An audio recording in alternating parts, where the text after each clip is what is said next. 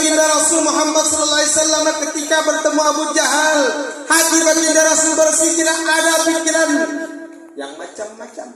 Baginda Rasul pikirannya cuma satu, mungkin Abu Jahal ingin masuk agama Islam, mungkin Abu Jahal ingin taubat dan lain sebagainya. Ada, wahai pamanku Abu Jahal, tadi malam aku Isra dari Masjidil Haram ke Masjidil Aqsa dalam waktu semalam saja, sebentar saja.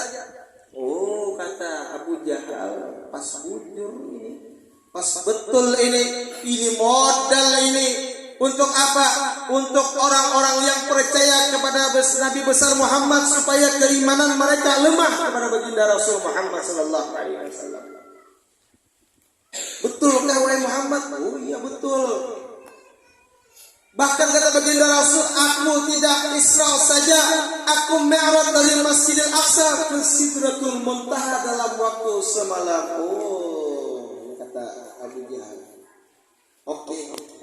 Abu Jahal otaknya rusak, hatinya rusak, mendengar cerita baginda Rasul bukan mal percaya, tapi mencari orang yang dekat kepada baginda Rasul Muhammad sallallahu alaihi wasallam. Siapa yang dekat? Ketika itu Abu Bakar As-Siddiq radhiyallahu taala anhu. Datangilah Abu Bakar As-Siddiq. Abu Bakar, wahai Abu Bakar, wahai Abu Bakar. Sina Abu Bakar ini hatinya sama dengan hati baginda Rasul Muhammad, bersih. Mendengar Abu Bakar tidak ada pikiran yang lain. Oh, mungkin Abu Jahal pingin taubat, mungkin Abu Jahal pingin masuk Islam. Didatangilah Abu Jahal tersebut oleh Sayyidina Abu Bakar. Ada apa wahai Abu Jahal? Kata Sayyidina Abu Bakar, aku sekarang, kata Abu Jahal, bertanya kepada engkau wahai Abu Bakar, biasanya engkau berdagang tersebut dari sini menuju Palestina itu berapa hari? Aku bertanya kepada engkau. Biasanya kami berdagang tersebut, kata Sayyidina Abu Bakar, 40 hari 40 malam kurang lebih perjalanan membawa onta dari Masjidil Haram atau dari Mekah menuju Palestina. Betulkah? Betul wahai Abu Jahal, 40 hari, dan yang lain pun sama seperti itu. 40 hari perjalanan baru sampai. Tapi kira-kira wahai Abu Bakar, jikalau ada seseorang yang mengatakan bahwa dia berjalan dari Mekah menuju Palestina cuma semalam, apakah engkau percaya? Kata Sayyidina Abu Bakar, rasa kada mungkin, rasa kada percaya. Memang adakah wahai Abu Jahal? Oh ada Abu Jahal, Abu Bakar, ada orang kayak itu. Siapa dia? Muhammad telah mengaku bahwa dia tadi berjalan dengan waktu semalaman dari Masjidil Haram ke Masjidil Aqsa, dari Mekah ke Palestina dalam waktu semalam. Mendengar Sayyidina Abu Bakar tersebut, yang diucapkan, yang diceritakan tersebut adalah Rasulullah. Apa kata Abu Bakar menjawab kepada Abu Jahal? Oh Abu Jahal, kalau itu orangnya Muhammad mah beda, tidak sama dengan yang lain. Bahkan jikalau lebih daripada itu pun aku mempercayainya, kata Sayyidina Abu Bakar. Mendengar jawaban Sayyidina Abu Bakar tersebut, Abu Jahal malah menyambati, malah bahasa kita itu mengolok-olok Abu Bakar. Dasar Abu Bakar, gurunya bodoh, gurunya goblok, muridnya pun goblok, kata Sayyidina Abu Jahal. Kenapa Sayyidina Abu Bakar tidak percaya perkataan Sayyidina Abu Jahal? Kenapa? Dia tahu bahwa Abu Jahal mengadu semata supaya Abu Bakar tersebut benci kepada Rasulullah sallallahu alaihi wasallam. Ini Abu Jahal. Abu Jahal tersebut benci kepada baginda Rasul Muhammad SAW satu saja. Ketika itu Abu Jahal tersebut ada salah seorang temannya yang bernama, kalau tidak salah, Abu Sufyan, bertanya kepada Abu Jahal, wahai Abu Jahal, kenapa engkau membenci Muhammad? Kenapa engkau memerangi Muhammad? Kenapa engkau tidak suka kepada Muhammad, wahai Abu Jahal? Apa kata Abu Jahal? Kata kawan Abu Jahal tersebut, padahal engkau wahai Abu Jahal tahu Muhammad tersebut dari kecil sampai sekarang gelarnya Al-Amin, dipercaya tidak pernah berdusta dan sebagainya. Kata Abu Jahal mengatakan, ya memang Muhammad tersebut dari lahir sampai sekarang tidak pernah berdosa. Lah lantas tuh kenapa engkau mengusir Muhammad? Kata Abu Jahal mengatakan, kamu tahu nggak? Yang sekarang ini nih, yang menguasai sekarang Mekah adalah aku. Seandainya yang sekarang tersebut adalah aku, yang sekarang jikalau kerajaan daripada kerajaan Romawi dan lain sebagainya, mereka mengirim hadiah, kira-kira hadiah tersebut diberikan ke mana? Ya ke engkau lah Abu Jahal. Makanya jikalau Muhammad sekarang timbul, kata Abu Jahal, dikuasai oleh Muhammad, maka hadiah raja-raja tersebut otomatis berpindah kepada Muhammad, tidak lagi kepada. Itulah Abu Jahal tersebut iri dengki kepada Sayyidina Muhammad. Jadi kalau ada hati kita iri dengki dengan seseorang, oh hati-hati. Bahkan iri dengki tersebut, hasad tersebut adalah orang tersebut kebaikannya dimakan seperti api membakar kayu bakar. Hangus kebaikannya, susah di dunia, susah di akhirat. Kenapa? Di dunia dia sudah susah tidur susah. Pikir kerjaan tidak terberkalai.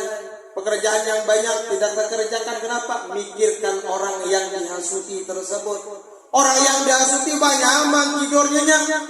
Orang yang dihasuti tersebut tidurnya nyaman, nyenyak dan lain sebagainya. Bagi orang yang menghasut susah, itu susah di dunia sudah, belum lagi di akhirat amal baiknya habis. Kenapa? Karena dia hasut kepada saudaranya dan lain sebagainya.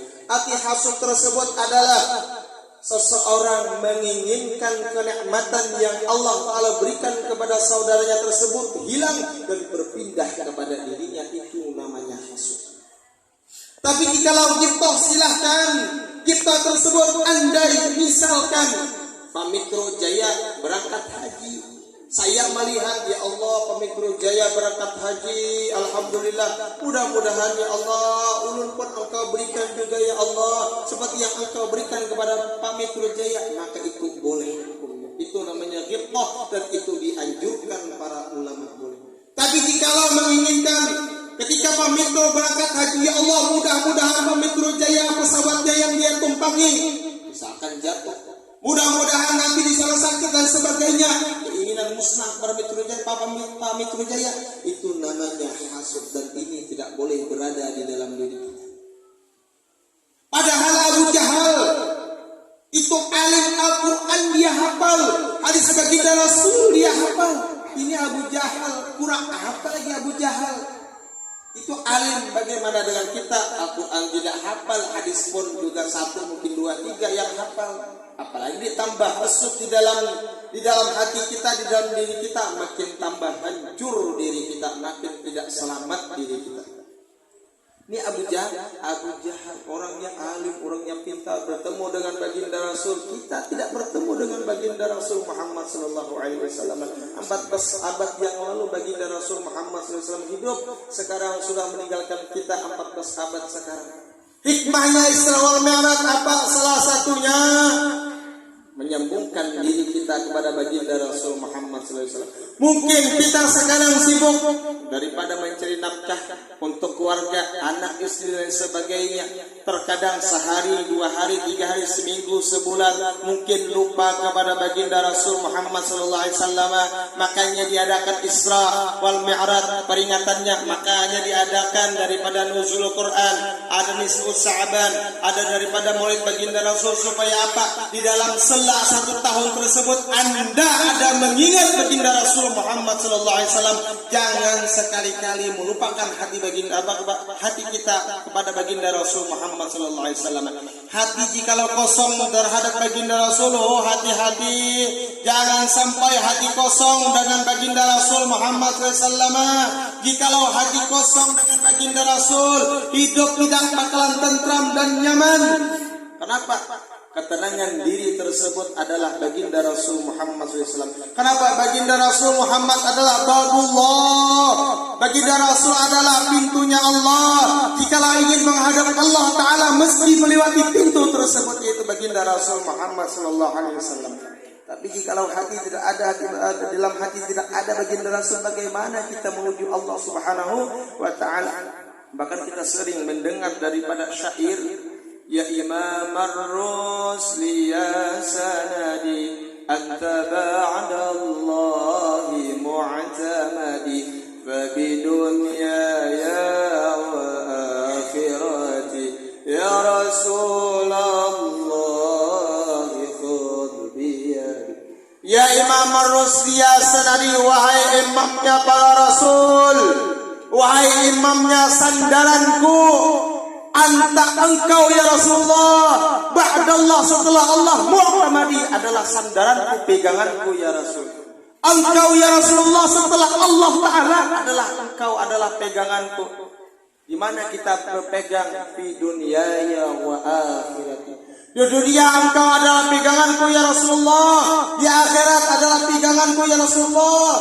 Anta ba'dallahi mu'tamadi fa bi dunyaya wa akhirati ya Rasulullah khudh ya Rasulullah, ambillah tanganku, peganglah tanganku ya Rasulullah sallallahu alaihi wasallam. Rasulullah adalah pintunya Allah Subhanahu wa taala. Kunci semua kebaikan ada di dalam diri Rasulullah sallallahu alaihi wasallam. Jika seseorang ingin mendekat kepada Allah, meski melalui baginda Rasul Muhammad sallallahu alaihi wasallam, jangan melulu-lulu kita selain daripada baginda Rasul, meski ada hidup di tengah-tengah kita baginda Rasul Muhammad sallallahu alaihi wasallam. Meski jadi orang yang cerdas, al-qais mandana nafsu ba'dal maut, orang yang cerdas tersebut memikirkan dia setelah matinya, aku ini berkumpul dengan baginda Rasul atau tidak. Kenikmatan di surga cuma dua, memandang zat Allah dan berkumpul dengan baginda Rasul Muhammad SAW. Ketahuilah kedudukan seseorang nanti di akhirat sebagaimana dia memperlakukan nanti ketika di dunia. Kedudukan seseorang di akhirat dengan kekasihnya sebagaimana dia memperlakukan kekasihnya ketika hidup di dunia. Andai ulun dan kita semua sering berselawat kepada baginda Rasul, maka orang tersebut bakalan dekat dengan baginda Rasul. Kenapa? Karena yang dia pentingkan adalah baginda Rasul, maka nanti di akhirat Anda dipentingkan baginda Rasul Muhammad sallallahu alaihi wasallam. Ketika kita di dunia memikirkan baginda Rasul, nanti Anda dipikirkan oleh baginda Rasul ketika di akhirat. Tergantung kita lagi memposisikan di mana posisi baginda Rasul di dalam diri kita masing-masing. Di dalam diri kita masing-masing. Hikmahnya Isra wal Mi'raj adalah memperingati untuk kita ingat kepada baginda Rasul Muhammad sallallahu alaihi wasallam. Kadang sehari 24 jam, mungkin 1 menit, 1 detik kita sudah lupa dengan baginda Rasul, bahkan tidak ingat sama sekali. Kita sibuk dengan pekerjaan, kita sibuk dengan anak, kita sibuk dan sebagainya, urusan masalah dunia. Kapan kita ingat kepada baginda Rasul Muhammad sallallahu alaihi wasallam? Minimal kita umat Sayyidina Muhammad setiap hari kita wajib berselawat di mana? Ketika membaca tahiyat salat. Wajib hukumnya membaca salat baginda Rasul. Jangan Anda pikir, jangan kita pikir membaca salat kepada baginda Rasul itu tidak wajib. Hukumnya wajib. Mana apa dalilnya? Ya ayyuhalladzina amanu sallu alaihi wa sallimu taslima. Wahai orang-orang yang beriman, Allah Ta'ala memanggil wahai orang-orang yang beriman. Anda, saya semua beriman kepada Allah, beriman kepada baginda Rasul. Dipanggil oleh Allah Ta'ala, sallu alaihi wa sallimu taslima. Berselawatlah kalian. Kalimatnya itu sallu, berselawatlah kalian kepada baginda Rasul. Disuruh untuk berselawat kepada baginda Rasul. Kapan kita wajib berselawat tersebut? Di dalam setiap harinya, yaitu 5 waktu kita. Di mana? At-tahiyatul mubarakatus shalawatut thayyibatu lillah. Assalamu alayka ayyuhan nabi wa rahmatullahi wa barakatuh. Assalamu alayna wa ala ibadillahi shalihin. Asyhadu an la ilaha illallah wa asyhadu anna Muhammadar Rasulullah. Allahumma shalli ala sayyidina Muhammad wa ala ali sayyidina Muhammad. Bersalawat kepada baginda Rasul termasuk daripada rukun kauli. Jikalau tertinggal daripada bersalawat kepada baginda Rasul, maka salatnya tidak sah. Berarti salawat tersebut hukumnya wajib kapan? Itu taruhannya, letaknya di dalam salat tersebut. Ketahuilah kedudukan seseorang tergantung Anda bagaimana ketika kita di dunia memperlakukan Sayyidina Muhammad sallallahu alaihi wasallam. Orang yang dekat dengan baginda Rasul Muhammad beruntung, Bu. Pak, beruntung benar orang yang dekat kepada Sayyidina Muhammad sallallahu alaihi wasallam. Kenapa? Karena orang yang mendekati pintunya bakalan dekat dengan Tuhan. Orang yang dekat dengan sesuatu yang dekat meski dia dekat. Jadi kita sekarang introspeksi diri kita masing-masing, bagaimana hubungan aku dengan Sayyidina Muhammad sallallahu alaihi wasallam. Bagaimana diriku setiap harinya dengan Sayyidina Muhammad. Minimal kita berselawat kepada baginda Rasul Muhammad sallallahu alaihi wasallam 100 kali kah? Kalau bisa lebih 200. Bahkan para ulama mengatakan minimal orang tersebut berselawat kepada baginda Rasul Muhammad SAW dalam seharinya 300 kali. Itu pun termasuk daripada orang yang sudah kelewatan. Orang yang berselawat kepada baginda Rasul mulia dia. Bukan kita menambah kemuliaan baginda Rasulullah. Baginda Rasul sudah mulia. Allah Ta'ala muliakan kita yang ingin mulia. Bagaimana kita ingin mulia? Muliakan sesuatu yang mulia, maka Allah Ta'ala muliakan kita. Kita berselawat kepada baginda Rasul. Baginda Rasul tak butuh selawat kita. La, Allah tidak. Allah Ta'ala baginda Rasul tidak perlu selawat kita, tapi kita yang perlu dengan baginda Rasul Muhammad sallallahu alaihi wasallam, karena kunci surga ada di tangannya baginda Rasul Muhammad sallallahu alaihi wasallam. Semua menginginkan masuk ke dalam surga. Siapapun dia meski menginginkan masuk ke dalam surga, tapi ketahuilah miftahul jannah fi yadi Rasulullah sallallahu alaihi wasallam. Kunci surga ada di tangan baginda Rasul Muhammad sallallahu alaihi wasallam. Kullul umam la yajuz an yadkhula al-jannah illa Rasulullah sallallahu alaihi wasallam. Setiap umat dari Nabi Allah Adam sampai sekarang la yajuz an yadkhula al-jannah, tidak diperbolehkan masuk ke dalam surga illa Rasul sallallahu alaihi wasallam. Yang pertama kali, kecuali Rasulullah yang pertama kali masuk di dalam surga. Setelah baginda Rasul masuk ke dalam surga, setelah itu umat baginda Rasul dibawa ke dalam surga habis, barulah umat-umat yang lain dibawa disuruh masuk ke dalam surga. Artinya apa? Berarti jikalau orang tersebut ingin masuk ke dalam surga, maka dekatilah orang yang membawa atau mempunyai kunci surga, yaitu baginda Rasul Muhammad sallallahu alaihi wasallam. Ketika itu Rasulullah mengetuk pintu surga, malaikat penjaga surga mengatakan, "Man fil kharaj?" Siapa yang di luar? "Ana Muhammad," kata baginda Rasul, "aku adalah Muhammad." Apa kata malaikat penjaga surga? Mengatakan, "Aku diperintah oleh Allah Subhanahu wa taala tidak boleh membuka pintu surga kecuali untuk engkau wahai Muhammad yang pertama kali untuk membuka dan memasuki surga tersebut, baru dibolehkan oleh Allah Subhanahu wa taala." Shallu ala Nabi Muhammad. Shallu ala Nabi Muhammad. Shallu ala Nabi Muhammad sallallahu alaihi wasallam. Makanya peringati Isra ya, peringati biar Maulid supaya apa? Kalau kata orang bahasa Banjar, barangai. Di dalam setahun tersebut sehari barang mengingati Rasulullah sallallahu alaihi wasallam daripada tidak ada sama sekali. Asal ada banyak cerita-cerita tentang orang yang asyik dengan baginda Rasul. Banyak cerita orang yang sering berselawat kepada baginda Rasul, suka dengan baginda Rasul Muhammad sallallahu alaihi wasallam. Apakah orang yang berselawat tersebut mesti alim? Tidak. Apakah orang yang berselawat tersebut mesti kaya? Tidak. Orang kaya kah? Orang miskin kah? Orang alim kah? Orang awam kah? Orang jahil kah? Pejabat kah? Rakyat kah? Masyarakatnya kah? Atau pemerintahannya kah? Siapapun dia, tidak pandang bulu. Jikalau dia berselawat kepada baginda Rasul untuk dia sendiri, bukan untuk lain. Tidak masalah siapapun dia, maka selawat tersebut Meskipun orang tersebut riya, bagaimanapun pasti dikabulkan atau diterima selawat tersebut. Kenapa? Allah Ta'ala memuliakan kepada orang yang berselawat tersebut berkat baginda Rasul Muhammad SAW. Kalau kita beribadah, yang lain misalkan ulun ceramah sekarang di depan pian, tapi tujuan ulun riaan karena ingin minta lihat kepada pian bahwa ulun hebat berceramah, bahwa ulun berdiri di depan pian supaya ulun dilihat, kelihatan orang alim dan lain sebagainya, itu ria. Masih ngambang amal tersebut.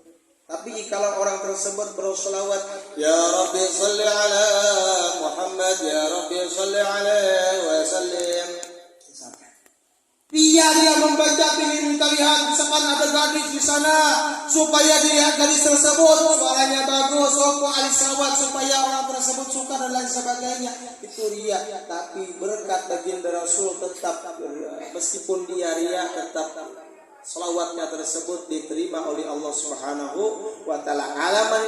Amalan yang mudah di zaman sekarang adalah selawat. Bahkan di dalam kitab yang dikarang Habib Sa'ad Al-Idrus, masalah daripada salawat tersebut adalah guru bagi orang yang tidak mempunyai guru. Bimbingan bagi orang yang tidak berguru adalah salawat tersebut, karena salawat tersebut adalah penjadi gurunya. Misalkan kita sekarang sibuk mencari dunia, nafkah dan lain sebagainya, itu pun ibadah juga. Tapi kita untuk yang lainnya tidak bisa. Kenapa? Waktu sudah terbatas dan lain sebagainya. Anda berselawat kepada baginda Rasul Muhammad SAW, itu adalah jadi guru. Kita tidak bisa mencari guru ini, tidak bisa lagi. Maka selawatlah tersebut. Orang yang berselawat tersebut, selawatnya menjadi murabbi dia. Arti murabbi tersebut adalah yang membimbing diri dia tersebut. Membimbing banyak cerita.